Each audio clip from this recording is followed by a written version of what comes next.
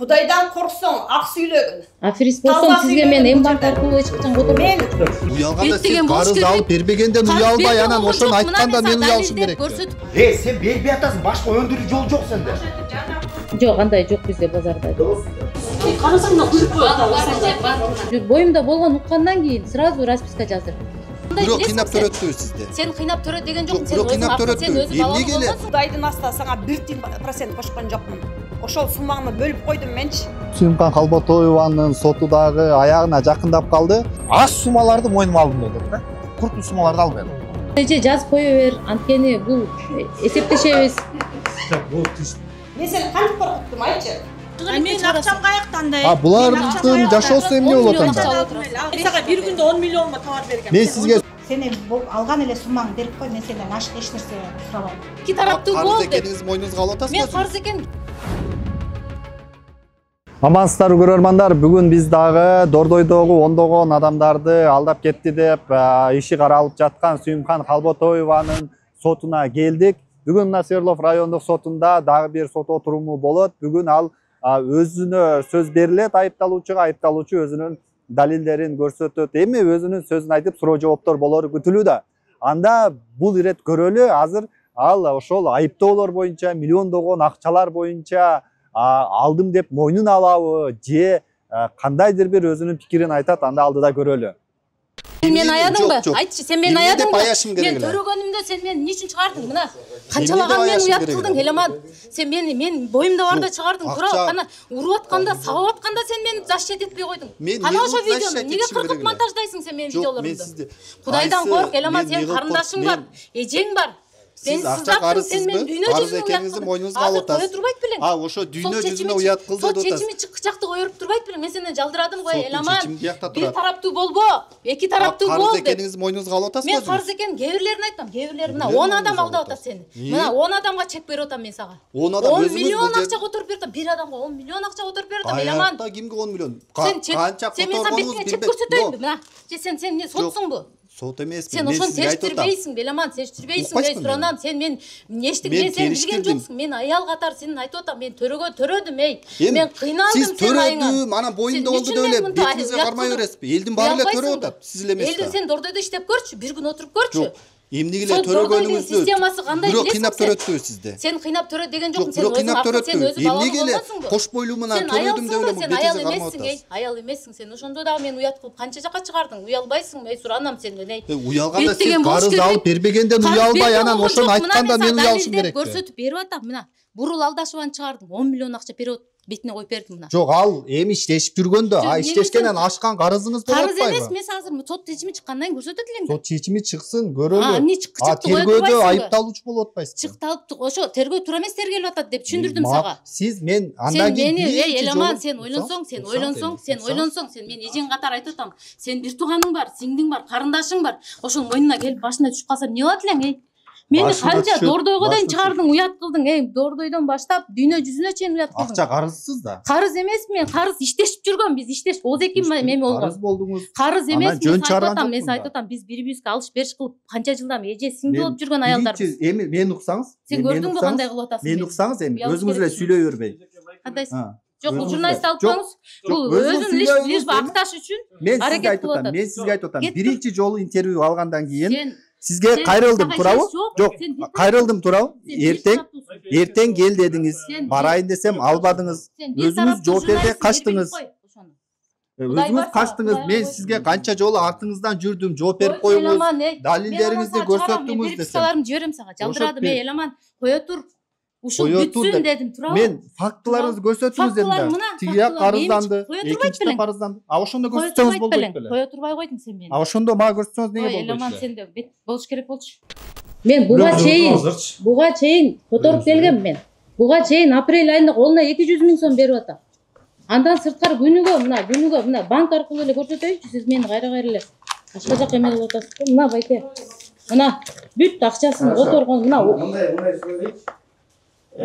Кандай жазасыңар? Расписка жазган баш июлдан. Сиз мына 6-июлда расписка жазып берип атасыз. Мен 1.525.750 сом карызым деп турабы? Ооба. Ошондон баштайм. Мына сиздин банктын расчёттон кийин Bir eме 6 июльдан баштап канча сом котордуңар? Мен апрель айынан баштап бул товарга которуп баштагам. Июнь айын десеңиз 507 миңден кийинкини айтып бере алам. Мына мисалы үчүн апрель айынан баштап мен апрель айынан баштап да айтам, андан кийинкини айтып берем азыр.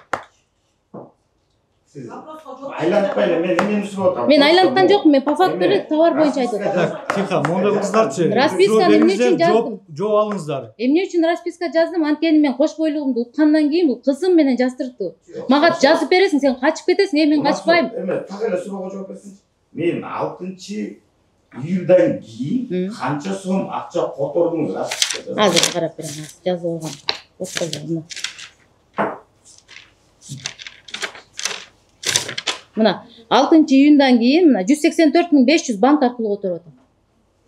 Андан июль айы мен 120 миң сом которуп берип атам. 81 миң сом эмеге которуп атам. Август айы которуп атам. Бул мурунтан төлөнүп келген акчалар байке. Сиз Жок, мондай кылыш. Бул анткени мен үчүн расписка жаздым, Мурат. Мурунку кылгандай кайра кысым кылып жазып кое бер.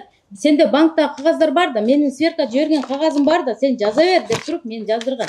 Мен эмне үчүн буга полный мына банк аркылуу бир күндө калтырган эмесмин мен. Бай күнү сотто айтып атат. Бул өмүрү бир күндө кечигип дейт, бир күндө убактысында берген эмес, телефонду өчүрүп коет, телефонго жооп бербейт деп. Мен дайым которуп келгем. Текшерип көрүңүздөр. Түшүнүктүү. Суроо бериңиз.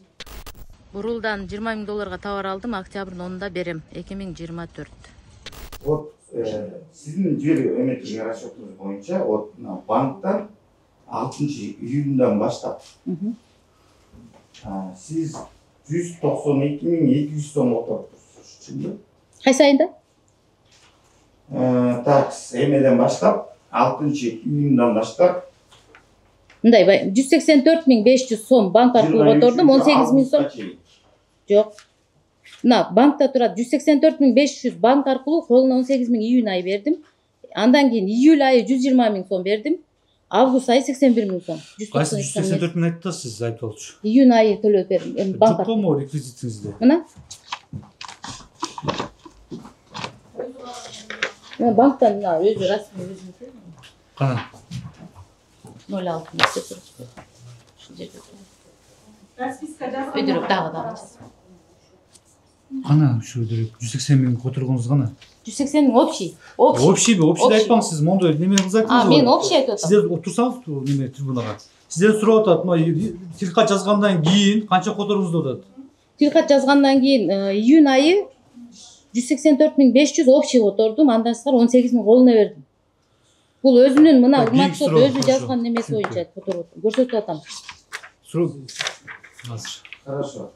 Анда сиз ошо которуп атканда, значит, мурунку карызыңыз жок деп атасыз, могу перерасчет. Жок, убагында берчимин. Иә. Дайым берчимин убагында. 1.500.000 сомдон карызыңыз жок болчу. Мен дагы түшүндүрүп берейинчи. 1.414 миңге бул мага февраль айында өзү сотто айтты. Ага чейин 40 миң сом эле карызы бар болчу деди. Анан мен эмеде март айы 414 миң сом карызын жаап бердим. 1 миллионду айткан, адвокат суроо бергенде айткан, 1 миллион жапкан үчүн мен буга товар бердим деген. Бул өзү сотто өзү айткан. Мен 414 миңди март айы жаап бердим. Андан кийин апрелден баштап төлөп бердим. Буга чейин эмне берилди сизге? Эмне берилди? 2500 штук кытайский товар толстовка берилген. Толстовка берилген. Ал реализация кетип кетти? Сатылып акчасын берип бүткөн. Андан кийин рубашка кетти. Ооба. Ал да реализация кетти. Сатылып атат, о чеке 700 штук эле возврат берсе, акчасын берсе мен берем. Эмне үчүн сиз анда акчаны кутулуп болгон жоксуз? Товар да сатылып кетти да. Товар карызга бергем 700 штук ошо маалда өтпөй айткандан товар. Биякта 700 штуктан жок болуп атпайбы сиздин? Акчасын берип келип атпаймынбы? Урматтуу, мен акчасын берип келип атпаймынбы? Мен сразу сатпайбыз, аны бөлүп сатып берчимин мен. Кайра. Кийин суроо бериңизчи. Сен айтып атасың да, сен азыр адвокаттын да вопросуна жооп берген жоксуң. Мен канааттандырдым сенин вопросуна. 1.592 миң сом, сен 1.362 миң 350 сом сен рубашка алгансың. Алтытылып кеткен неликтик товар экен дейсиң. Сен эмнеге ошол моментте алып атканда сен любой товар алганда бир жалап калган эмессиң. албайм товарымды бурун назад алып кет деген эмнеге бир да жолу мага айткан эмессиң да ошентип. Айткам. Если бирок тытылып кеткен болсо эмнеге бурун сен акчаңды доп атасың, товарың болбогон товар экен, назад ал деп эмнеге мага бир да жолу айткан эмессиң? Сен товарың неликит экенин билесиң да. Менде видеосу бар, кандай товар. Сен бурул үстүбүздө Кудай турат, мисалы үчүнчү. Сен ошол неликит товар алып келгениңде эле товарды көрүп туруп өзүң айткансың. Сүйүмкан сата бер, аягында мен сага скидка кылып эме кылып берем, чыгарып берем деп. Сен өзүң мага айткансың. Анткени сен неликит товар алып келгениңди өзүң билесиң. Кандай товар экенин даже Мирлан билет, Мирлан өзү алып кетип аткандай. Распискага бул 1.525.750 сом жазган. Август эменин 6-сында жазган да. Ага чейин карызың барбы мага ошо салган акчаларды биз каяктан мисс кылып жүрдүк эле. Урматтуу сот, бул жерде мен февраль айы өзү айткандай февраль айына чейин карызым жок эле. 40 000 сом эле калган өзү сотто айтканда. Ага чейин андан кийин мен башынан айтып берейин, 1.414.000ге мага 2500 штук февраль айында эме чыгарып берди, товар чыгарып берди. Андан кийин бул 1 миллионду жаптым бат эле. Андан кийин 414.000ди март айы жаап бердим. Жаап бергенден кийин буга апрель айы мага рубашка чыгарып берип атат. Рубашкадан чыгарып бергенден кийин жок мен распискага чейин сен жазганга чейин ал Дордойдун гомунан экинчи этажынан сен мага расписка жазып бергенсиң. Хорошо. Кыстаганда эмесмин? Даже күлүп каткырып экөөбүз сүйлөшүп жазган менде видео бар, видеону мен Хорошо. Диске чыгарылган болчу ошол видео күлүп каткырып гом маңдайсы акырын отурган болчу да. Распискага чейин сенин салган акчаң эмнеден минус болуп жүргөн? Кайсы суммадан минус болуп жүргөн? Рубашкадан кыскартып жүргөн. Рубашкадан кыскарттым телефон. Алдап атат, менде фактысы бар. Рубашкадан кыскартылып жүргөн эмес.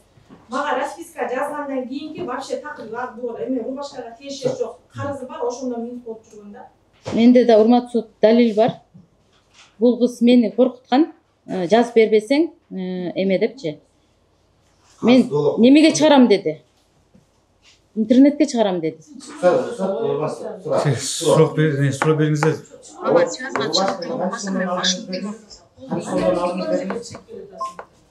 Мен сен менен башкача сүйлөшөм. Мен сен вайна хочешь, хорошо. Кой туруңузчу, Вообще башкача булар ошону айтып аткандарын маанилүү айтпайбы? Сиздин оюңуз боюнча, сиздин оюңуз. Алдашууга канча бар? Менин оюм боюнча 256 000 астата калып атат. Анткени бул июль айынан кийин сверканы мага жибербей калган да. Ошол ичинде. Кайсы бетиң менен менин 20 000 доллар акчамды жооп 200 000 деп айтып атасың? Алдашууга ким суроо бериңиздер. Акчаңызды утулчудай оюңуз барбы? Ооба, базарга чыксам кайра эле утулуп берем. Качан чыгасыз? Хорошо, кийин неме болду? Да, кошумчам бар менде. Неме кылып бербеңиздер. Кошумча дагы айтсам болот. Туруңуз азыр. Сен мени кыйнап, кыстап, коркутуп, үркүтүп, видео запись тартып, расписка кыйнаган дейсиң. Неге ошол моментте сен милицияга кайрылган жоксуң? Ушул сот процесси болуп аткандан бери Бишкек шаарында 4 район болсо, 4 районго мени жала жаап заявление жаздым. Эмнеге бир жүзекеге сразу чалганды кыйын билесиң? А мен сен 22 000 долларды моюңа илген, эмнеге сен бир жолу милицияга кайрылган жоксуң? Кайрылгам. Хорошо, түшүнүктүү суроону неме жооптугуң? Кайрылгам, урматтуу сот. Кайрылып до сих пор Дордойдо турат ал. Марат деген байкеге барып жазгам. Эми далилиң жок турбайбы деп ушинтип. Далилиң бар деп атпайсызбы? Неме угузуп атпайсызбы немени? Буну мен кийин жазды. Баягы 5-сентябрда чакырып мен албадым. Боюмда бар болчу байке. Жок, жазып аткан учурда сиз айтып атпайсызбы? Коркутту, үркүттү деп атасыз. Азыр эми айтып атасыз, кийин үркүттү деп атасыз, коркутту деп атасыз. Мен эмне үчүн, урматтуу сот, бул жерде бизде кагаз турунда турбайбы, бизде которуулар көп болуп атпайбы? Суроо барбы жокпу башка? Сиз бериңиз. Расписканы 6-июнда жазып атасыздар. Бүгүнкү күндө канча бар дедиңиз? 256 000. Ушунча соммо карыз болбосоңуз эмнеге жазсыңыз? Ушунча соммо карыз. Анткени ага чейин биз банк аркылуу которуп жүргөн сверкаларыбыз бар болчу, ошону мен таянып жазып кое бер. Кийин эсептешип алабыз, бизде сен банк менен которосуң го дегенче. Сиз банк менен которуп кутулсаңыз эмнеге кутулган суммаңызды кайта эле жаза бересиз? Бул кысым болуп атпайбы? Эми урматтуу прокурор, бул мону жазбасаң болбойт деп туруп эме кылып. Мен боюмда болгонун уккандан баштап 3 жыл расписка требует эткен эмес бул кыз. Бул эми 23 боюмда болгон уккандан кийин сразу расписка жаздырды. Дордойдун комунда туруп мен кысым жасап турмун да, экинчи этажда отуруп алам. Ноутбук алып жазганда көрсөтүлөт да. 2022 жылдын ортолорунда алдоо жолу менен 3.208.550 сом жана 5.200 AQSh доллар түзгөн товарды алып ошол боюнча жоголуп кетти деп. 2022 жылдан бери көчкөнү Буажарга акча төлөдүңүзбү? Төлөсөңүз канча, кантип? Бул негизи карыз 2.608.550 сом болчу да, башында берген акчасы 600.000 үстүнө процент коштук, ушинтип сүйлөшкөнбүз да. Ал банктан дагы акча алсаң, товар алсаң, мен кошулат 23%дан кошуп 600.000 кошулуп 3.208.550 сом болуп жазылды. Бул болсо 23% менен болду. Мен муну банк выпуска менен төлөп жүрдүм. Буажар эжеге мен 1 миллионго жакын өзүнө которгон чектерим бар, банк аркылуу. Жана эл картасына которчумун, ал эл картасынын выпускасын чыгара албай койдум. Анткени ал теленбейт экен азыр, Көчкөнова Буажар эжени. Только М-банктан гана чыгардым. Мыйзам бузган жокмун, банктан тынч жана таза иштеп карыз эмесмин да. Мен үчүн акысын төлөп келдим. Жардам берип жүргөм. Төлөшүп сатышып. Андан кийин октябрь айынан баштап 130 миңден Айгиз банкка барып акчасын төлөп жүрдүм. Кээде колуна берчүмүн. Эми мына 4-июль 2024 жылы сиз эки расписка жазып берип атасыз да. Биринде 5.200 долларды Буажар эже аркылуу Мухиддин деп ткань алган деп. Экинчиси 3.208.550 сом боюнча. Ушул боюнча эмне деп айта аласыз? 4 айда кутулуп берем деген деп жазылган экен. Ооба, расписка бул мен боюмда барда жазылган. 2022 жылы бурул менен бурул 4 жарыжай 4-үнө жаздырса, бурул 6-сында жаздырган да. Ошол июлдун айында. Бул расписка жазганда мурда төлөнгөн акчага туура келет. Анткени 2022-24 жылдар бою үзгүлтүксүз акча которуп жүрдүм. Көчкөнова Буажар эже өзү арызында мойнуна алып жатат. Анда так жазылган 2022 жылдын ортосунда 3.208.550 сом товар алган деп. Ошол боюнча 2 жыл бою которгон М-банк аркылуу далилдерим. Эми сиз айтсаңыз 3.208.550 менен 5.200 доллар бул 2022 жылдан бери келаткан карыз деп атасыз да? Ооба. Анткени ал жерде лапша көйнөк тиккенбиз. Баягы жаңы Пашев аябай эме болгон маалда 2022 жылы лапша ошо Муксим деген баладан алып ткань алып эже анан сатып тигип мага берген да, өзүнүн цехына. Ошол эми товар боюнча ошо канча товар алгансыз, канча суммага жана канчасын общий ошо 3.208.550 сом жазыпты, бирок бул жерде 2.608.550 сом карызмын. Ал үстүнө 600.000 үстөк кошулган 23% менен. Бүгүнкү күндө ортоңуздарда кандай акча аласа бересиңиздер бар? Ошо мен берген расмий банк аркылуу 1 миллион сом которгом. Аны колуна да берип жүрчүмүн, жолдошу келчү, баласы келчү. Андан сырткары кредитин төлөп бергем. Өзү айтып атат 4 жолу деп. Мен бирок эсимде 8 жолу бергем. Анан 1 ай өзү Айгизаны өзүнө которуп бергем 65 миң сом. Ошо ага чейин которгон, эл карт менен которгон акчаларымды далилдей албай атам, анткени ал жерде теленбей калгандыктан расмий выписка алуу болбой жатат. Бирок бул боюнча мен эме кылам. Скриншотторум бар да үйдөчү. Ал жарабайт деп атпайсызбы, экспертчи. Банк аркылуу которгон, М-банк аркылуу далилдериңиз бар? Бар. Которуп жүрчүмүн, Буажар эже менен жакшы мамиледе болчумун, эч качан мындай кийин эле ушинтип. Сурооңуз барбы? Менин суроом бар. Айыпталуучу айтсаңыз, телегондо берген көрсөтмөңүздү колдойсузбу? Ооба. Ал жерде турат да, жартылай мойнумаган депчи. Ал эмне деген түшүнүк? 500 миң, ооба, 500 миң калган му эме эл карт менен которгом да, ошолорду мен азыр далилдей албай атам. Канча? 508 миңдей калган да, 500 миңдей. Анткени бул жерде эме эмки эмеге алып келгенге аракет кылам, анткени бул жерде эме расмий банк эме чыгара албай атам да. Буга же кайсы банктан ачканын билбей атам электакты. Сиз бүгүнкү күндө 508 миң карызым деп түшүнсүңүз ошондо. Чачын бербей, алып бергендерди өзүм берем, мойнума алып эме берем деп атам го. Бөлүп берем деп. Качан бересиң? Эми ишке чыгайынбы жарты? Качан чыгасың? 2 айдан кийин чыгам. 4-июлда расписка жазып берип атасыз. 4-июлдан кийин акча котордуңуз беле? Ооба.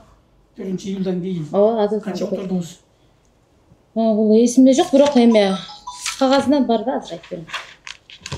Чекте бар.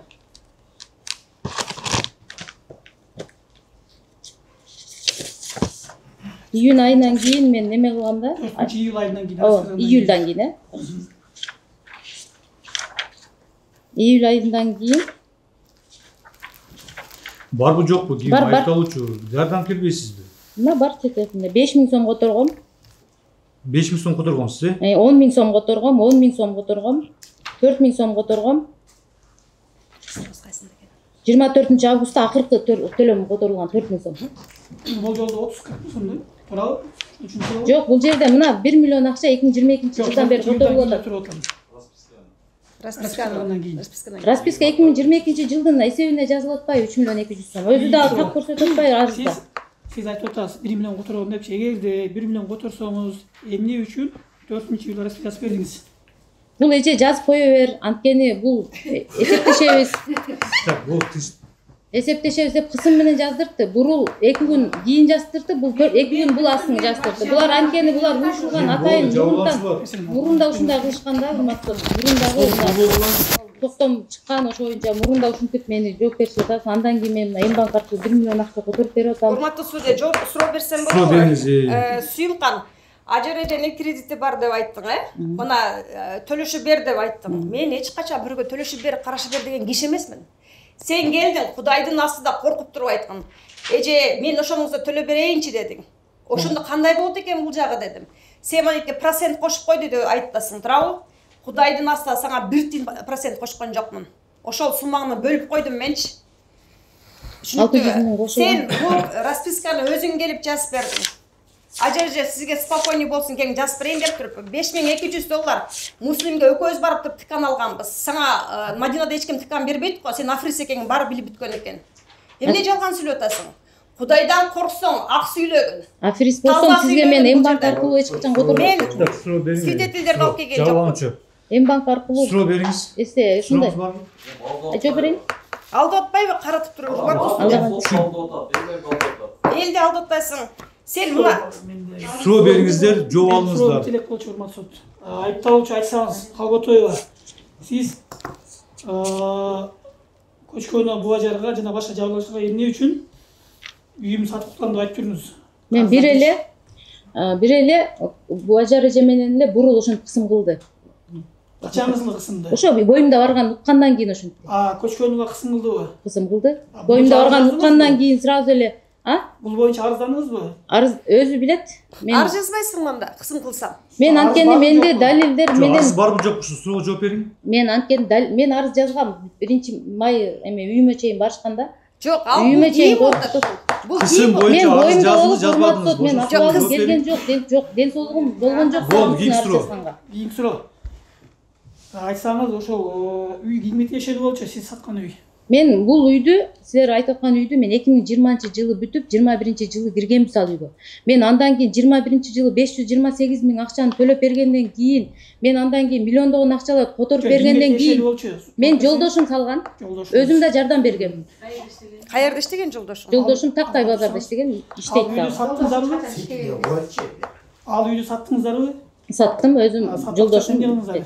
Үй алдым кайра. Ишке суроо бериңиз, иш боюнча бериң. Иш боюнча анда суроо. Бул жерде распечаткалар бар да, иштин ичинде берилген. Ошол карызмын төлөп берем, бул расписка боюнча депчи. Ага эмне жооп бересиз? Ооба, мен 2022-жылдан 24-жылга чейин үзгүлтүксүз которуп келгендин астатагы бар. Анда банктан которгондор. Эгер которуп берсеңиз, анда эмне үчүн расписка жазып бердиңиз анда? Жаза бер, бул жерде кысым кылып атпайбы, урматтуу суд? Болду, кийинки суроо. Бул суроого жооп берди. Сүйүмкан, канча мына мен азыр айтасың сен, 3 миллион 208 миңди өзүң прекрасно билесиң мага алганыңдычы. ошо күнгө чейин итоговый сумманы чыгарып экөөбүз эсеп кысап кылып жазганбыз. Сен мына ажары жана кредиттерди төлөдүм деп атасың, канчасын төлөдүң? Сиз өзүңүз 4 жолу деп атасыз, мен 8 жолу төлөгөм. Хорошо, 8 жолу кемит ошондончу. Анда далилиң барбы 8 жолу төлөнгөн? Токтоп тур эми. Ажар эже мага акча таап бериңиз, эми процентке болсо деп процентке тыктыңбы мени? Кредитти төлөй албай, токтоп тур, Сүйүмкан. Мен сага бул жерге жазылган эмес ал акчачы. Алдыңбы, алганың чынбы процентке акча? Мен аркылуу. Жок, Сүйүмкан соодаң болсо берип тур мага. Кылдыңбы, саттыңбы деп келишип. Жалганды азыраак сүйлөп. 600 000 Кудайдан корккун. Кудайдан корком мен дагы. Боптур, сен базарга чыкпай калганыңда, 21-жыл сен базарга чыкпай калганда арендаңды ким төлөп чыгарды? Сиз жардам бергенсиз, мен аны айтып атам, мен эжесиңдидей болуп жүргөм işte.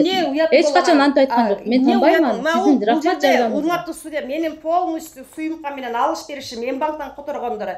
Сен эсте Мбанк жөнүндө мага берген болсоң, сен мага еще карыз болуп каласың да. Сен наличке бергендериңди наличке деп жазып келдим. Бирден полностью жазылды. Бул 21-жылы жана 528 миң деп атпайбы, ошону төлөм бүткөнү. Бул кийин 22-жылы баштап туруп өзүм ушул күнгө чейинги иштегенбиз. Полный жазылды.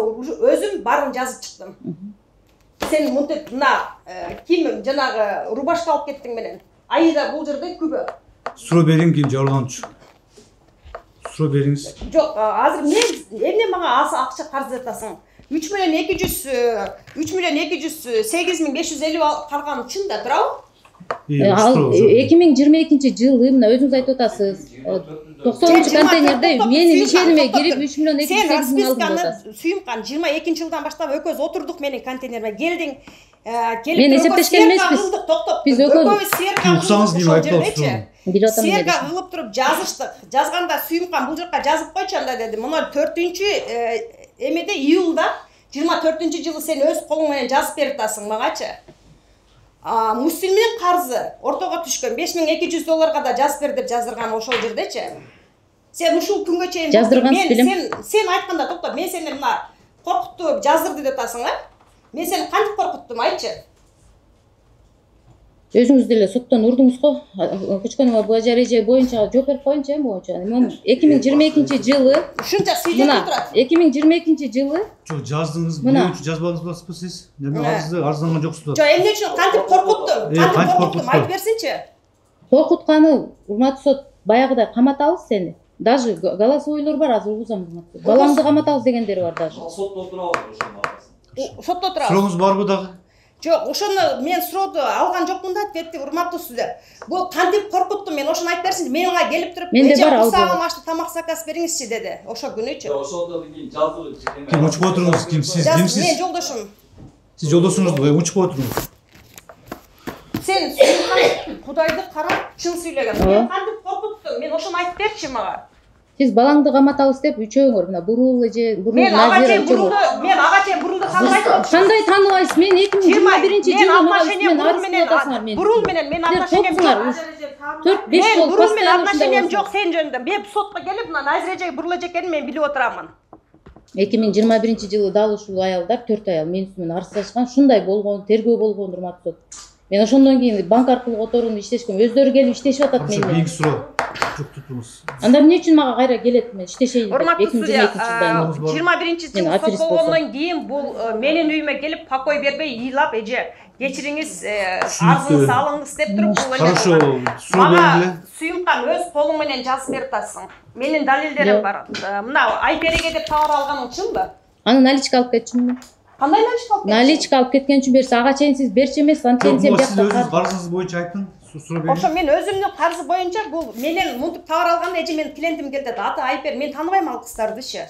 Товарды алып кетип, мунуку топтолуп калганда, бул азыр наличка алып кеттим деп жалган сүйлөп атат. Кредитти 8 жол төлөдүм деп туруп 4 жол төлөгөнсүң. Аны да үзүп төлөдүң. Бир сумманы эч качан алып келген эмессиң. Сүйүмкан. Акыркы жолу качан төлөдүңүз ошо кредит? Айгизага которуп бердим, анткени мен өзүм бара албай калдым. Кайсыл жол, кайсыл? Июнь айы 65 миң акча которуп. Июнь айы? Июнь айы. Расписканы 4-июльде жазып атасыз, Ооба. Хорошо. Суроо барбы жок башка? Жок, туттуңуз сиз. Сурооңуздар жокпу? Кийинки эпизод боюнча. 98.500 мага ал карыз болуп калып, кайра мага которду да. Мен качкан эмесмин, тескерисинче ошол учурда боюмда болсо дагы, ден соолугум начар болсо дагы бул шартта иштешип, карызымды жабууга аракет кылгам. Ошондо эле менин үстүмөн бул жалган көрсөтмө берип жатат. Коомчулукка каралады, боюнда бар, муну текшериш керек деп мен уят кылдым. Бул журналист Эламан Кармышаковдун немесинде чыгарышкан, мени дүйнө жүзүнө уят кылды бул Мирлан. Канчалаган менин сот иши чыга электе мени эме кылып эл алдына камалсын, бул мошенник деп мени аябай кордоду. Боюмда болгондо ичиме чейин соттон чыккандан кийин текшерейин деп. Ошо сизге азыркы күндө карызыңыз барбы буга? Карызым жок, бул анткени мага которгон. Акыркы 19-июлда базардан кетип атканда мен буга товар берип, ал мага кайра которуп, экөөбүз эсептешип, тынчтык менен кеткенбиз. Кана ошол тилкаттарыңыз барбы? Ошо эсептешип тилкат түзүп ортодон неме кылдыңызбы? Жок, тилкатты алган эмесмин, бирок Мбанк аркылуу эле далилдей алам. Кана ошо Мбанк аркылуу далилдеңиз. Сизге бергем. Менде бар экен, бирок бир эле турат бул жерде. Неме 6 которуп эле турат бул жерде. 98.500 ал мага которгон да. Неме приход болуп турат. 398.500. Колуна алып жүргөн акчалары да бар, аны жоктоп атат. Мен качкан эмесмин февраль айынан. Экөөбүз сонун эле иштегенбиз, алган. Так, аз tutuldu азыр. Бул айтып атат да 1 миллиону бир жолу берди, 3 жолу берген да товар, 3 бөлүп. Сотто да көрсөтмөнү жазып атам. Булдан карызды мен 5 канча миң калган, канча өндүрдүм булдан. Сотто да айтып атам, 1000 сомдон, 5000 сомдон булдан алгам мен. Айтып берип атпаймынбы. Анан айтып атам булга, булдан карыз вообще жок, возможность алышчы. 1000 сомдон 5 кантип карыздарды алгам булдан. Булдан товар алам. Кайдымды сатам. Болсо бир ошо өзүмө ылайыктуу товар чыгып койду, 300-400 сомдукчу. Ал эле вообще бербей коюн депчи. Бул мына ушу 50 000 сомдук, 70 000 сом товар сатып алам, ошодон 5 000 сом, 10 000 сом кыскартам. 1000 сом, 5 000 сом кыскартам. Сатып алам. Башка вариант эч ала албай койдум буланчы. Эч жок вариант. 98.500 сом ошо жанагы эме рубашкаларды сатып алгам. Ошодон 5 000 сом бар да. Хорошо, монда сизге сурдо жабылам ушул жердечи. 98.500 сомду не которгонсуз? Акчасы. Неге которуп сизге карыз болуп атса бул наоборот? Башка жок кыскартчы. Булдан. Жок, сиз сөзүн уктуңуз да, сизге бул карыз болуп атат. Сиз эмне себептен товар алып туруп акчасын которуп атасыз буга? Калган акчам ала албайганда ошону айтпайм, бир жанагы полный товардай чыкпай калып атат. Сатып алышым. Жок, сизге эмне котордуңуз 98.500 сомду? Сизге бул карыз болуп атса, наоборот. Мен аны сразу кыскартып, айры кыскартып жүрсөм, калган акчамды ала албай калдым да. Жаныбыз туруп алат, 100 сом чап бериле. Жаным тиги калган акчам суман калып кетип атпайбы мен. Мен жок деген өзүм ВГД болуш керек. Ошо сатып албайт 98.500 сомго.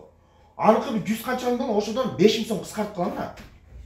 Өзү 110 000 сом товар болсо, сатып алган товарым 110 000 сом болсо, мен айтып атам 110 000 сом болсо. Мен 98.500 сомдон 10 000 сом кыскартам да ошодон. Ошентип сатып, ошентип кыскартып жүрдүм булдан. Булар бир эле эмес, бир 5-6 жол товар алып кыскарттым. 5 000 сом болчу да, терде жазбадымбы? Өзүм мага 5 канча миң карыз эле. 3 000 сом, 5 000 сом ошентип кыскартып жүрдүм, башка вариант жок. Эч ала албайм. Суроңуз барбы булса? Жок, жок, ошо азыр моментте мага ачпасканда. Мен айтып берем. Мен карызым жок сага. Мындай мисалы үчүн мына 19 эмеде келип экөөбүз ага чейин ызылдашып кеттик. Туурабы? Рубашка келгенде ызылдашып кел, андан кийин кайра бир 15-20 күндөн кийин кайра көйнөк бердим. Ошондо сен кармап калбайт белең анда? Мен ушунчалык жаман адам болсом, мага эмнеге 98.500 которосуң сен? Сен которгом, эмнеге которосуң? Алып калбайт белең 300 сом, 300 000 сомдук расписка турса. Жок, 300 сом сен мага. Арматсыз калп айтып атат. Мен антип если мен аферист болсом, жалган болсом, эмнеге мага которосуң анда? Жолошду да. Муздамай эле 300 канча миң сом карыз. Сен мага азыр канча карызсың ошо? Сенин товарың мына сенин товарың 400 штук футболканы сен мага 825 сомдон санап атасың азыр. 825? Ооба, мына о жерде. Эсептесең. 450 сом максимум. Сенин рубашкаң, товарың товардагы нелеке. Сенин товарың товарда, менин товарым товар эмес. Мен сага 500 штук рубашка берип атпаймынбы? Урматтуу сот, мен да товар берип, менин да товарым эске албай атат. Бул товарымды мен эмеге чыгарып атат? Арзанга чыгарып атат. 150 сомдон рубашка деп. Мен рубашканы мен буга 560 сомдон алып эме кылып атам. Берип атам. 800 сом товарды мен сага 450 сомдон берип атам. Эсепте ошо 330 000 канча 650 штукту алып кетип атасың мына Мирлан. 650 штукту алып кетип атасың. 1 миллион 50 000 сомдон ошондо минус кылсаң 400 штук калып атат менде. Туурабы?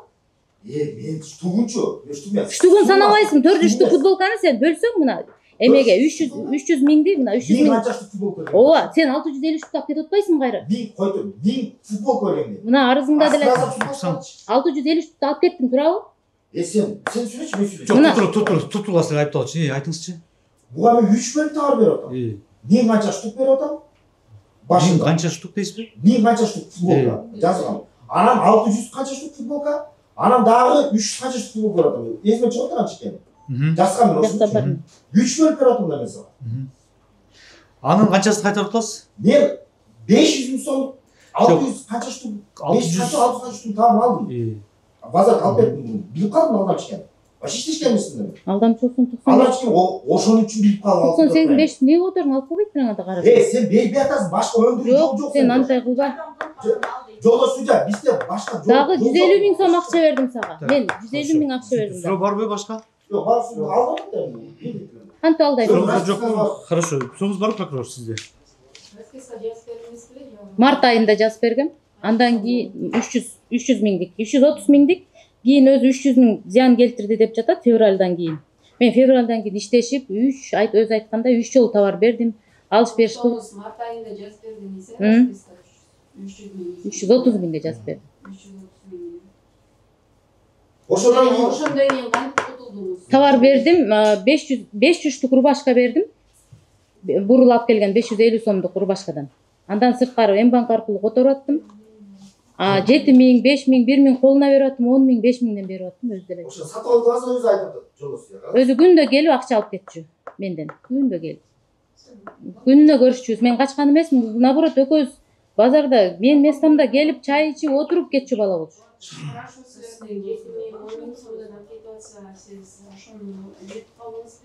Эсептеп мен кылып атам, мына бияка жазчумун блокнотума. Бул да өзү жазчу. Жок, андай жок бизде базарда. Бир-бирибизге андай жок. Өзү деле айтып жатпайбы. Анан акыркысы ошо эң чоң далилим ошо 98-500 мага которуп атат. Мен ошо кетип атканда базардан чыгып. Ага чейин бул айтып атат, мени качып жүрөт деп. Мен качкан эмесмин, наоборот экөөбүз жашынакай эле иштешип келгенбиз. Көрүп эле жүргөн арызында. Токтосуновдун эпизоду боюнча мойнуңуз калабызбы? Жок.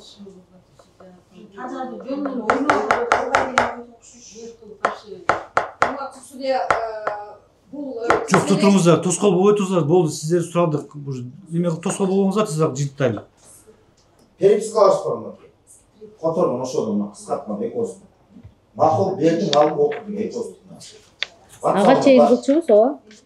Сиз эч нерсе жок деп атпайсызбы? Ошону тактап алайын деп атам да, бар дейм. Менде да 300 миңдик жана расписаниянын копиясы бар. Ошодан кийин бүт мына кыскарткан эмем бар эмнедечи. Хорошо, түшүнүктүү жабылам. Если жолдош прокурор менде бар да. Хорошо. Кийинки эпизод боюнча. Жумабаева боюнча. Баягы эле суроо качан таанышып, кандай иш алып баргансыз? Иә. Жинтайлы могу процесс таканса. Жумабаева менен эмеде Дордойдо таанышкан. Жок, бул сурай беребиз, жок. Апрель айында Дордой базарында 7-8 өтмөгүндө жайгашкан Жумабаева ишенине кирип дейт. 72.400 товар алган дейт. Сатып барем деп ошол бойдон бербестен өз кызыкчылыгына коротуп, каршылыктыгын айтып, изин жашырып качып кеткен дейт. Мен Жумабаева боюнча качкан эмесмин. Жумабаеванын телефондо сүйлөшүп эле тургам мен. Анткени бул эже менен 150 миң, 152 миңге товарын алгам да, андан кийин мен ушул ден соолугум жакшы болбогондон мен артта кайтарып бердим да, товарымчы. Кайтарып берип, анан ошол жерде сатылган товардын 72.400'dün 10 миңдик возвратын алып барып бердим. Бул 10 миңдик возвратты эже айтпаптыр тергөөдө. Кийин бул сотто мойнуна алды. Эме деп, ооба 62 миң эмең деп. Андан кийин мен буга 18.050 сом которгон банкка байланыштуу выписка берди көрсөттүм. Ал ошол жер жабырлануучу ал акчаны алган эмесмин деп моюнга албай, мен азыркы күндө 44.400 сом карызмын.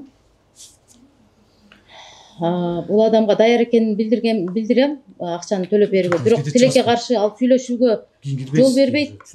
Кыйкырып, мен бетиме такыр өзүнүн соц тармактарына мошенница деп чыгарып алган. Мен менен сүйлөшөйүн десем, түшүнүктүү. Азыр күндө канча карызыңыз бар? 44.400 төлөп берүүгө даяр. Сурооңуздар барбы? Жок. Эмне себептен ал тергөө мезгилинде 64 миң деп берип атасыз? Мен жетишпей калдым да урматтуу сот. Жана эмелерим чыгаргангачы выписка 3 күн болду тергөөчү. Жок, тергөө мезгилинде 64 миң сом карызмын деп атасыз го, мойнуңузга алтасыз го. Эмне себептен? 64 андан кийин выпискаларды мен айтып атпаймынбы, кошпой. Бул андан кийин май айы которот атпаймынбы урматтуу сот. Исмаилова Назира эже боюнча бул эже экөөбүз 2021-жылы как раз ушул Гурул, Ажар эже, Усмонова Айнура төртөө арыз жазган мен үстүмөн. Бири-бири менен каттышып ошол күндөрү ким анан Назира эженин 1 мүнөт азыр өзүңүздөр жабырлануучулар эмне созуп келатасыздар деп дагы неме кыласыздар? Учуп отурбайсыздар тосполдук болбой. Учуп отуруңуздар. Чындык ачып болду. Айтыңыз. Ушул жерде өзүмдү жана балдарымды коргоп чындыкты айтуу үчүн турам. Бул жерде мени мошенник деп күнөөлөп жатышкан аялдардын бири Исмаилова Назира. Бул аял 2021-жылдан бери мени менен ошол эжелер менен кысымга алып, ошол эле Назира эже, анын балдары Арзымат, Жакшылык, Осмонова ишинде тиркелген. Кылмыш ишине тиркелип, токтомунда Арзымат, Жакшылык деп жазылган. Алар чындыгында Назира эженин өз балдары да бул. Жок, балдарын өтүп өтпөлү. Айтыңбы, иш боюнча айтың. Иш боюнча ошо тергөө болгон. Ошол Назира эженин үйүнөн товарлар алып берилген, ошол маалда Усмонованын товарлары. Бул эже цех иштетет эле. Андан кийин бул сотто айтып атат, 2021-жылы мен эч кандай эч жака кайрылган эмесмин, арыз жазган эмесмин деп. Бул эже кайрылган, жашырып жатат. ИЦТан карап бериңиз деп өтүнөм, урматтуу сот. Анткени бул токтомду алдыра албай койдум. Башкалардын алсам да бул эжендин ала албай койдум. Назира эже иш кыскарылган, ИЦТи текшере турган болсо, билбейм деп атат, эч жака кайрылган эмесмин деп. ИЦТи көтөрсө баары чыгып калат. Анткени бул жерде Назира эженин, Осмонова эженин токтомунда балдары жана өзү кошулган. Алгач ушул эже Назира эже 2022-жылы Осмонова өзүнүн иниси менен менде 1 миллион акча алганын айтып, сен берген турбайсың Осмоновага 1 миллион акча. Сен эптеп расписка жаздырып ал, сен деле алып аласың дептир. Мен 2022-жылы базарда отурсам, 12 ноябрга мага келип, соглашение кол кой болсоң, мен сени судсетке чыгарып, уятыңды чыгарып, шерменде кылам деди. Ошентип 1 миллион 848 миң сомго нотариалдык келишим түздүрдү. 1 миллион канча 48 миң сом. Хорошо, айтыңыз. Андан кийин мен 2023-жылдын 15 декабрына чейин бул келишим түздүрдү. Срок ошончу 23-жылдын декабрына чейин болчу. Мен ага чейин тапкан акчамды которуп аттым бул эжеге, Мбанк аркылуу которуп келдим. 100 миңге жакын котордум. Баягы 2023-жылдын 15 декабрына чейин которуп келдим. Андан кийин декабрда айттым. Эже дедим, ушул эле акчам бар, эмне кыласыз? Убакыт бүтүп калды биякта десем, сен коркпой эле кой, переживать этпе, акчаны дальше которо бер. Мен эч жака кайрылбайм, арыз да жазбайм деп, андан ары дагы которуп жүрдүм акча. Андан кийин дагы 100 миң акча которуп бердим. Акыркы төлөм 2024-жылдын 3-июнунда котордум. Ага чейин 6 миң, 7 миң, 10 миң, 7 миң, 6 миң которуп жүрчүмүн. 15 декабрдан кийин анан бул өзү мага сөз берген болчу. Эч жака жазбайм, арыз жазбайм, кыжаат болбо деп. Кийин аны общий бул эжеге 200 миң сом Мбанк аркылуу котордум. Ровно 200 миң котордум. Бар. Ровно 200 миң котордум. Андан сырткары 25 миңге килем алып бердим. Эки өзү деле айтты аны. Сотто бул Назира эже 130 миң сом гана берди деп жатат. Килемди кошкондо дейт. Бул жөн гана жалган көрсөтмө берип жатат. Менде банк выписка бар. Бул эже мындан да оор нерсе, менде Назира эженин үнү менен голосовой бар, ал жерде айтып жатат. Мен Бурул, Ажар үчөөбүз Ровдуда турабыз. Акча бербесең, журналист Элеманы чакырып, балаңды каматабыз. 2021-бирөөнү урган экен деп. Если мошенничествоны сен неме кылбасаң, мен сени балаңды каматам деп жүрөт да. Урматтуу сот, бул коркутуу, кылмыштуу шантажда журналистти колдонуп басым кылуу, ушул үн жазма менде азыр сакталууда. Андан кийин Назира эже бул ишти жалгыз кылган жок. Бул эже мени мүлктөн ажыратуу, сотко сүрөө жана коомго шерменде кылууну көздөп келген аял. Бул эже азыр сотто да алдап атат. 130 миң сом гана берген деп. 130 эмес 200 миң мына банк выписка турат.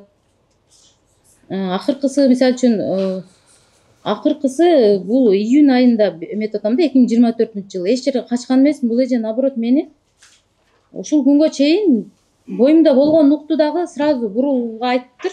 Группа ачыптыр. Группасында скриншоту бар. Жок, хорошо, группасын немелер Группасын айтканда бош бойлугум бул бар. Айтабычы. Канча товар алдыңыз эле өзү негизи? Мен товар алган эмесмин негизи, урматтуу. Бул эже цех иштетет эле. Ушул товар канча? Цех иштетет эле. Анан мени монтип даяр кылып туруптур да, бул бир жака бар, кел деди, мага кол кой деди. Бул жерде товар алдым деп, ушуну даярдап коюптур, мага кол койбосоң мен сени коомго Хорошо, бул соглашение түзгөн экенсиз, Ооба, соглашение түзүп ал төлөп боюнча ушу коркутту үркүтүүдө да ал боюнча арыз менен кайрылдыңыз беле? Кайрылган эмесмин. Анткени бул эжелер айтып атпайм, сразу. Хорошо, ал айтпай эле койгон личностько өтпөң эми уже болду. Так, суроо барбы дагы? Канча төлөндү азыр? Канча? 200 миң төлөндү. Чек выпискам бар. Мен бул эже менен качкан да эмесмин да. Бул эже менен мен сүйлөшүп эле тургам. Канча карызыңыз бар ошондо? Мен ошо төлөгөн ушунун негизи мен ушуну сизден акылуу чечип бериңизди суранат элем. Мен бул карызыңыз жок тутаспазбы? Соглашенияны эме кылып кысымдап жастырткан да. Суроо барбы? Жок. Туттурган. Берин. Айтыңызчы. Эң башынан баштаганда эмне алып кеттиңиз? Же тиктирип кеттиңизби? Канча суммага?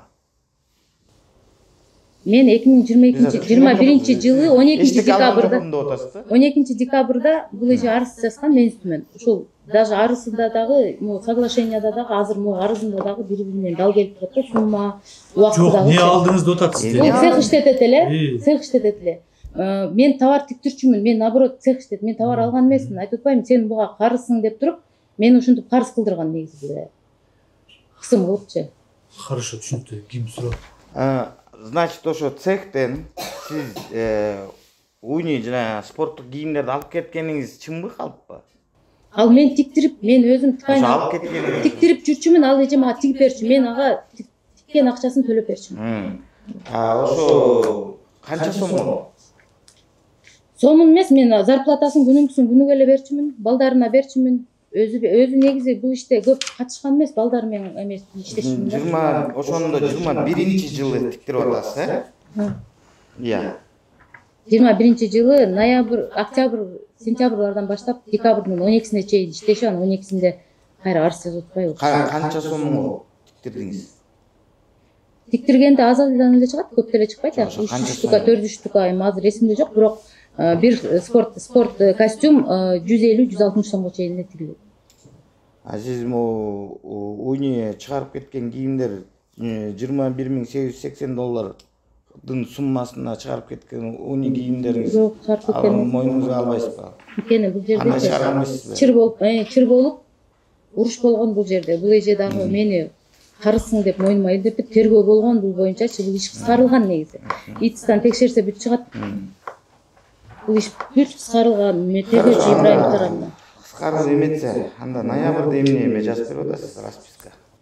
Айтып атпайм, сен соцсетке чыгарып, сен менден чыгарам чымкан деди. Сен хотя бы берер, андан кийин 23-жылдын декабрь айында бүттү бул соглашение. Эже эмне болот бул, мен болгон акчам ушу 100 миң сом десем, ой, сен жалат болбо деп, 1 жылдан кийин мына кайра арыз жазбайм деп арыз жазып атат мен үстүмө.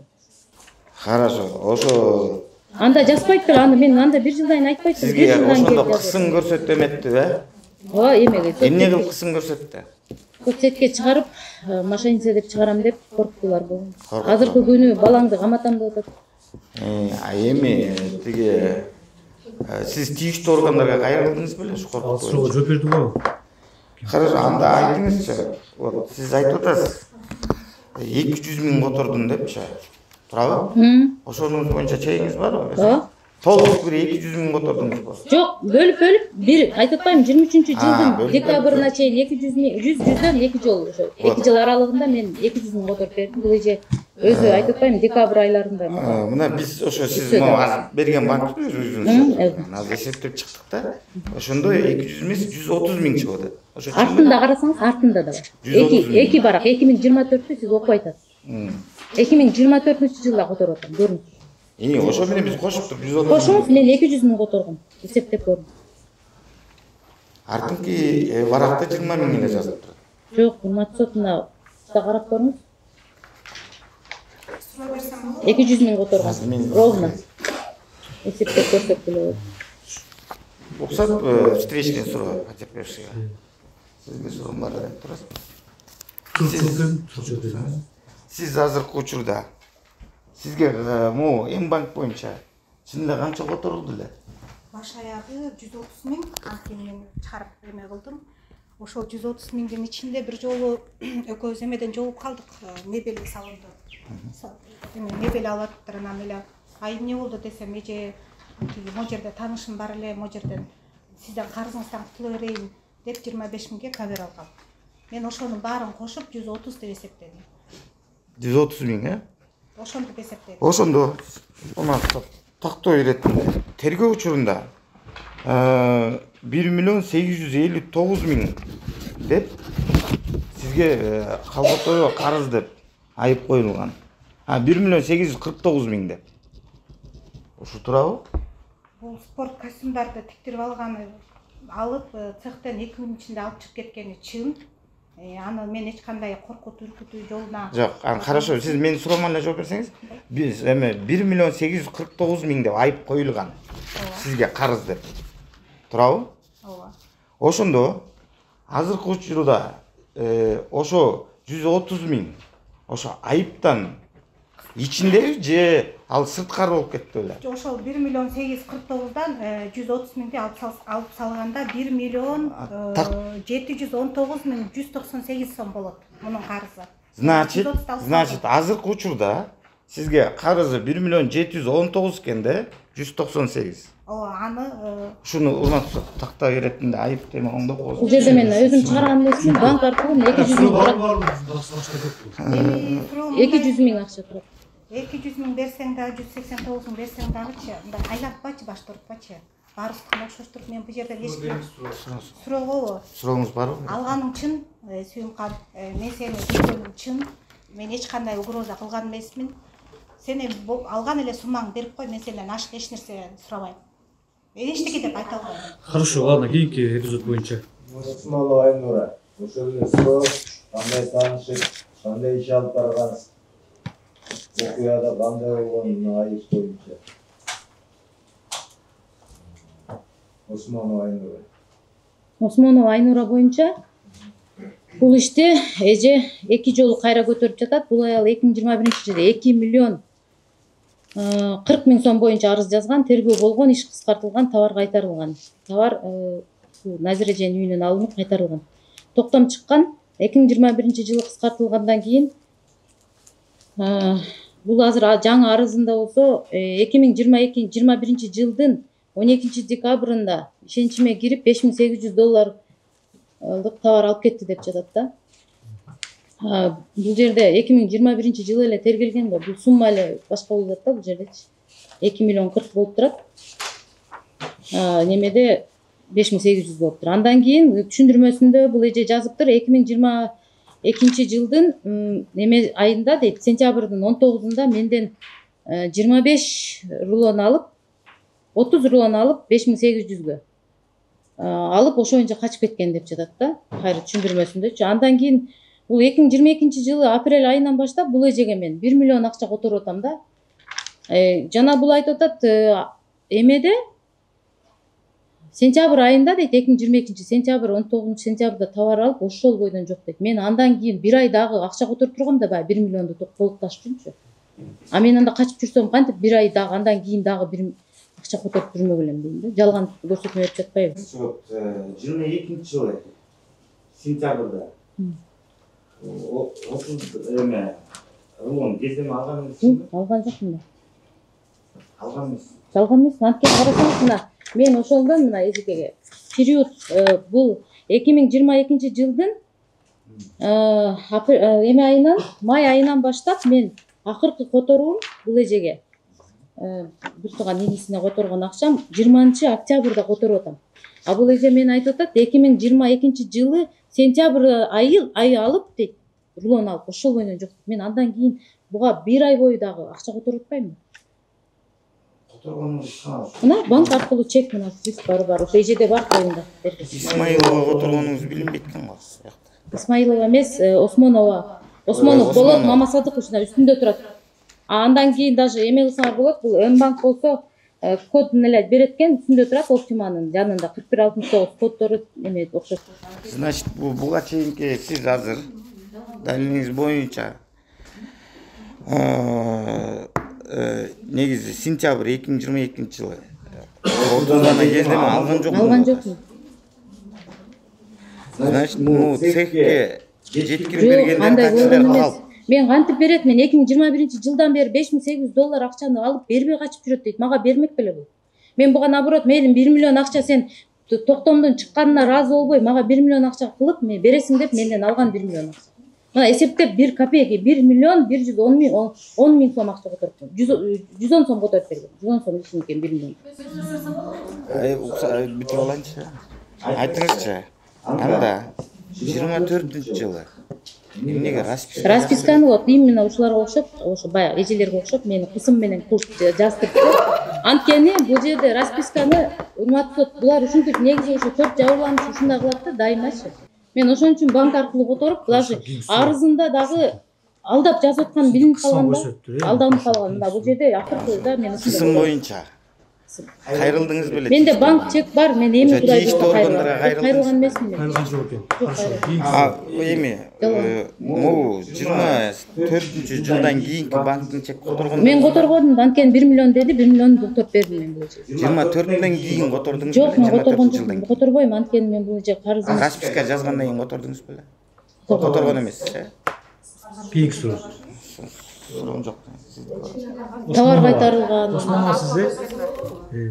Мына 12 ноябрда сен ага чейин акыркы жолу 5 миңди сен 1 ноябрда которгансың, Мына 12 ноябрда мындан тартасың. Ошо жылы.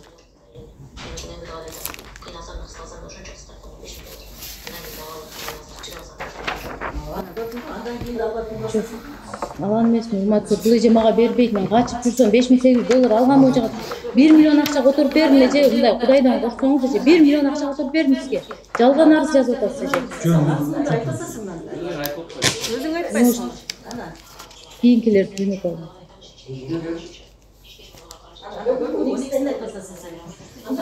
Тиркеңиз анда, сотко айтыңыз, тиркеңиз.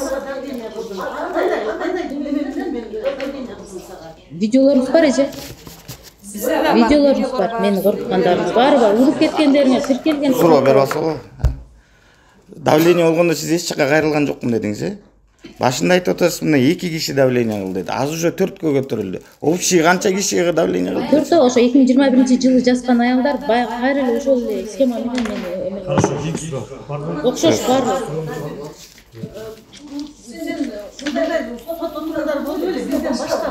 Жок, болгон эмес, силер менен болгон. 22-жылы, 23-жылы болду эле башка. Сиз менен болгон. Силер менен. Жок, бул кийинки эпизод боюнча. Ушаев боюнча айтып берсеңиз, качан таанышкансыз, кандай иш алып баргансыз, кандай аласы бериси бар. Ушаев Нурбек. Ушаев Нурбек мен 2021 жылдан бери иштейм. Бул үй бүлөнү өтө сыйлайм. Булар мага кыйынчылыкта дагы жардам берген. Биринчи $4627 ткань алгам. Аны кечиктирип 5 май күнү эме кылгам. Төлөп берсем, Нурбек барып сумкан же мейли деп дагы ошол эле 5 май күнү 2022 жылы мага $19700 ткань берген. Булар мага учурунда мага моралдык жактан да, ишеним жагынан да колдоо көрсөтүшкөн. Бул үй бүлөнү жөнүндө менде дайыма жылуу пикир бар. 2022 жылы 19700 ткань алгандан кийин мен тиктирип баштадым. Акчасын берип баштадым. М-банк Оптима аркылуу котордум мякта. Оптима аркылуу котордум Тушаевке. Оптима аркылуу 120 миң котордум. Июлдун 4-күнү. Андан кийин 14-июлдун 100 миң котордум Оптима аркылуу. 19-июлда 85 миң котордум. 21-июлда 50 миң котордум Оптима менен. 11-октябрда 50 миң котордум Оптима аркылуу Нурбектин өзүнө, Тушаев. Кийинчерээк октябрь айында соодада оорчулук пайда болуп, Дордой базарында пашив товарларга суроо кескин төмөндөдү. Чет өлкөдөн кардарлар келбей калды. Өзгөчө Өзбекстан эмелерден, чет жактан келбей калышты. Аренданын акысы дагы $1000 чыккандыктан менин кирешем азайды. Андан ошого карабастан мен 2023 жылдан 2024 жыл аралыгында Эм банктан мен Тушаев жана өзүнүн бир тууган эжеси Гүлбарчынга 340 000 акча которуп келдим. Акыркы төлөм 12 май 2024 жылы болгон. Тилекке каршы ооруп калдым. Ошол убакта боюмда бар эле, ден соолугум кескин начарлап, ооруканаларга көп жатып калдым. Мүмкүнчүлүгүм чектелген үчүн мен акчаны төлөбөй калдым. Убактылуу токтоп калды. Ошондуктан максаттуу төлөбөй калган деп кеткен доомат таптакыр чындыкка дал келбейт. Мен өз милдетимди каржылык мүмкүнчүлүгүмө жараша аткарып жүрдүм. 2024 12 майга чейин акыркы төлөмдү төлөп келдим. Ден соолугума байланыштуу, объективдүү себептерге байланыштуу гана төлөмдөр алып. Хорошо, канча карызыңыз бар? 858 000 сом акча котордум. Ошо 3 жыл бою төлөп келген ошол 858 000 болду. Биягын эсептегенде эсептейм. 852 000 которгондон кийин анда менде бир 6900 плюс 3000. 9300 доллар болду. 9300 доллар карызыңыз бар, А эмне себептен сиз тергөө мезгилинде 16 000 доллар боюнча неме кылдыңыз? Менде банк чектерди чыгарганга жетишпей калдым. Ошол маалда менде жетишпей калдым да. Андан кийин аны чыгарганга жетиштим. Жок, жөн туруңуз. Сиз унчукпай туруң. Так, суроо барбы? Жок. Жокпу суроо башка? Прокурор сурооңуз барбы? Туташ боюнча. Хорошо, кийинки эпизод. Тайчыбекова Диана боюнча айтып берсеңиз, качан таанышкансыз, кандай иш алып баргансыз, канча Диана эже менен 2023 жыл 22 жылдан бери таанышмын. 2023 жылы 1 ноябрда 304 көйнөк алып, жалпы суммасы 243 250 сом товардык келишим болгон. Ал сумманын боюнча 2023 жылы ичинде 203 000 сомду төлөп бергем. Кийинчерээк ошол эле Данадан 39 000 калат. Жана анын жаңы 109 500 сомдук товар алып келдим, берди өзү. Кийин мени ошол бойдон качып кетти деп жатат да. Бул жерде 24 жылы дагы көргөн жокмун деп Диана эже айтып атат. Бирок Диана эженин немеси туура эмес болуп атат. Мен 25 апрелде 24 жылы мен 100 000 акча которгом. Бул боюнча чек бар. Мына карызым 39 000 остаток и плюс общий ошондо 47 800 остаток калып атат. Максат бияқта бар бекен чегим? 25 апрель 2024 которгом.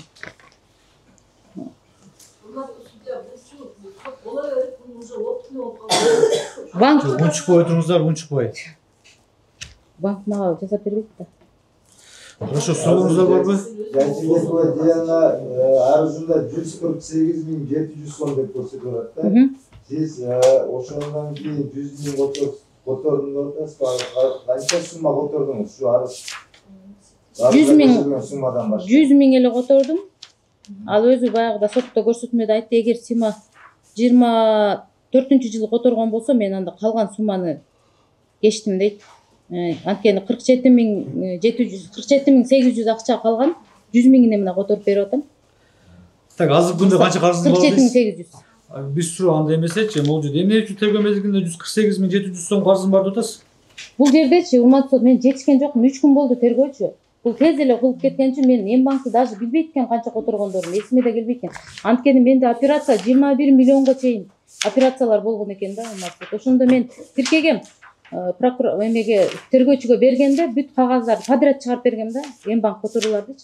Ошол жерде айткам, мен 6,5 айлык боюмда бар болчу ошондо. Мен ар бирини жеткен жокмун да. 3 жыл болгон жок, мен эме боюнча айтып атам. Диана боюнча айтып атам. Дианага боюнча айтып атам.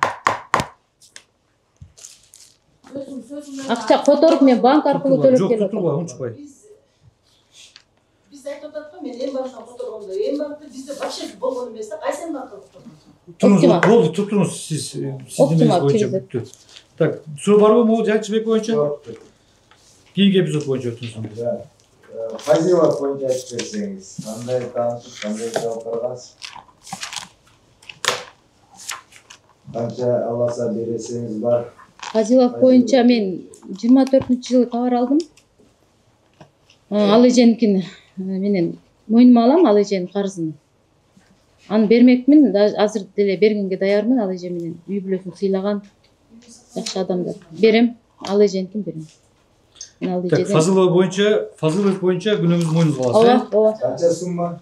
Азырын эсимде жок, миллион бирдеме болчу да. 79 000. Ооба, ошону төлөп берүүгө даярмын. Хорошо. Төлөп берүүгө даярмын. Ал эжеге. Күнөөсүн алтат кой мен.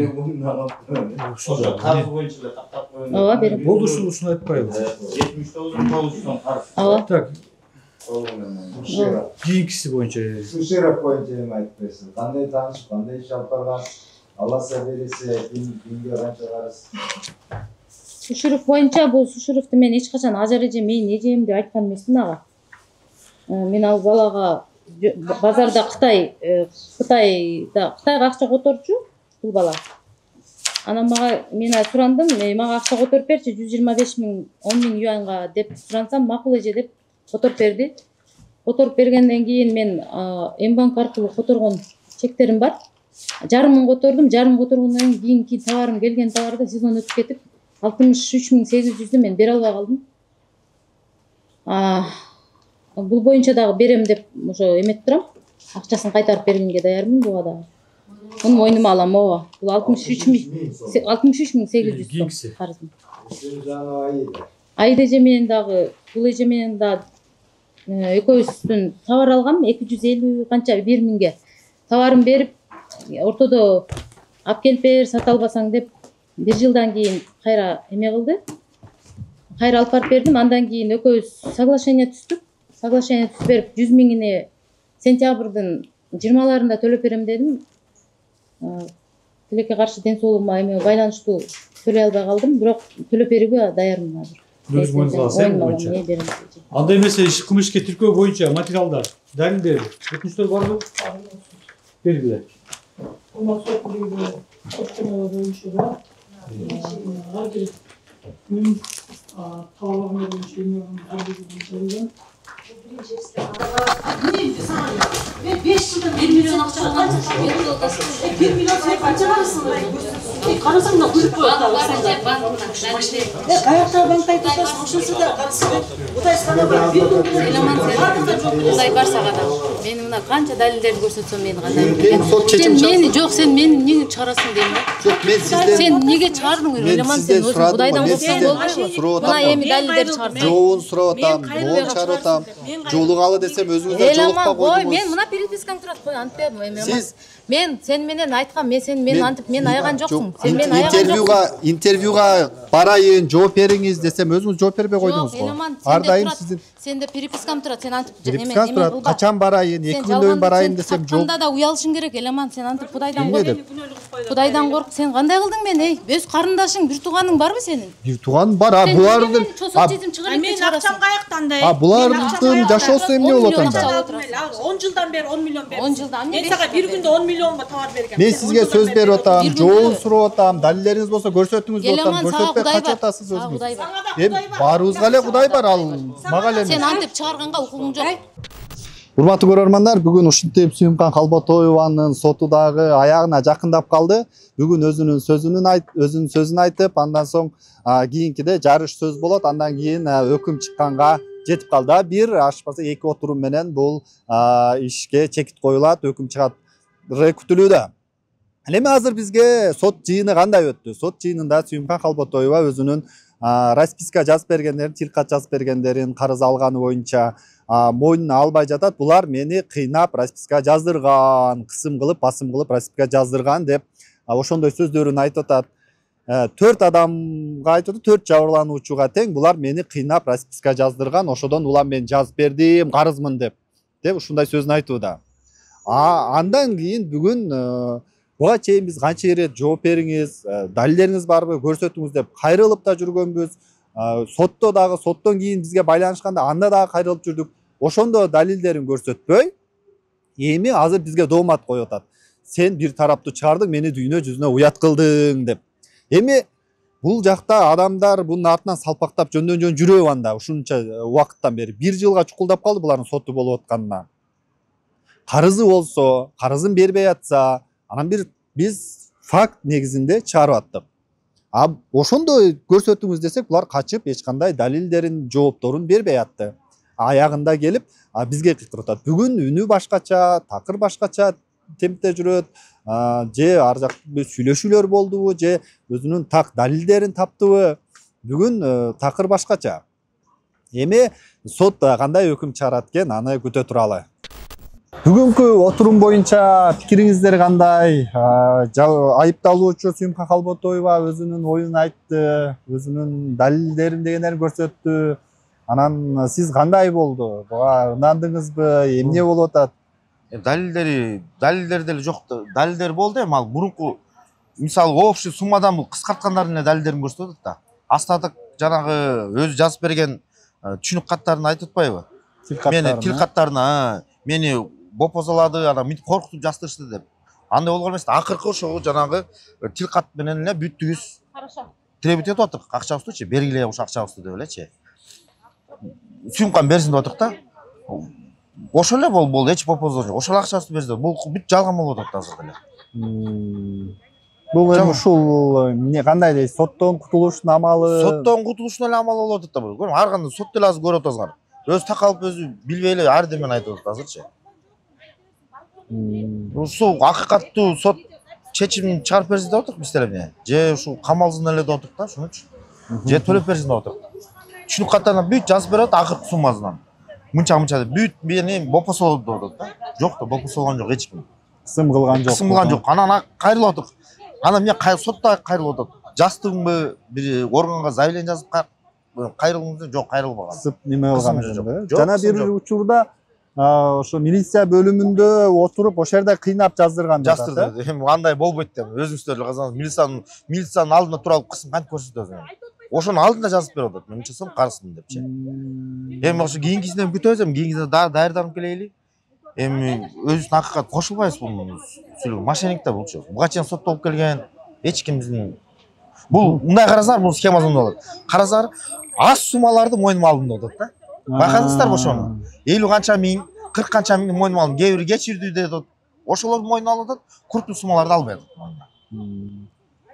Кээ бир суммаларды да кыскартыптыр, мисалы үчүн 3 миллион карыздардан карыз деп сиздер доомат коюп атасыздар, ага 300 миңдей эле карызмын деп ошону мойнуна алып. Ошондой болот. Бу жерде кошула албайбыз, бу жерде аз суммаларды эле мойнуна алып атат да, көп сумманы албай атат.